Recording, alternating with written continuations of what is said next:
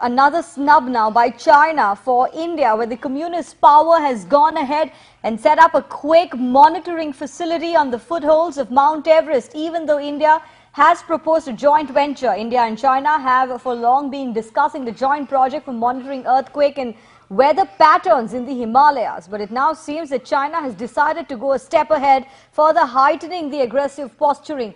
The seismic monitoring facility will also help Beijing keep a close vigil on the possible testing of nuclear devices by India. The mouthpiece of the Chinese government, People's Daily, highlighting China's posturing, saying that if India wants to be a superpower, it needs to abandon arrogance and cooperate with its neighbors, in particular ease tensions with Beijing and also with Islamabad.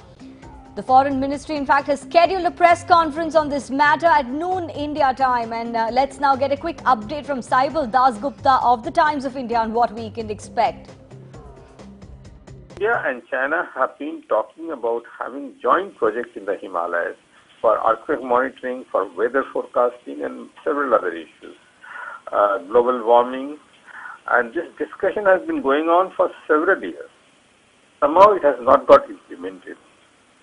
With relationship cooling in the last 10 months, it appears that China does not want to go along with India, because going along with India would mean data sharing. It wants to go alone, and it has gone alone and set up not one but two earthquake monitoring stations. Right, and we have Sanket with us on the phone line. Sanket, clearly another attempt by China to snub India, making an excuse of monitoring a facility on the footholds of Mount Everest. But, their real intent essentially is to check all the nuclear tests that India conducts. Has there been any kind of official reaction from the Indian government what is India really planning to do about this?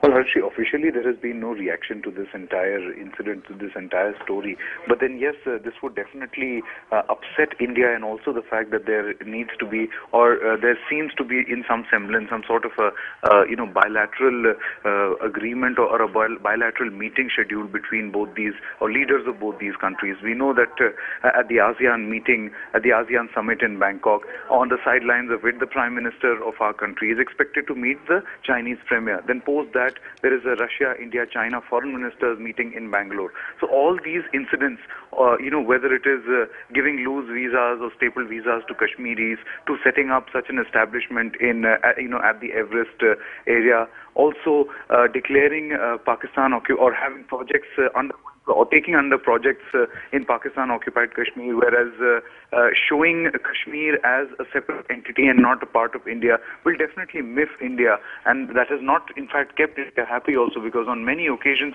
India has registered its diplomatic opposition to whatever China is doing. So definitely whatever is actually being done as of now by China is something that would in some way definitely cast its shadow on the meeting that is scheduled to take place both in Bangkok and then in Bangalore.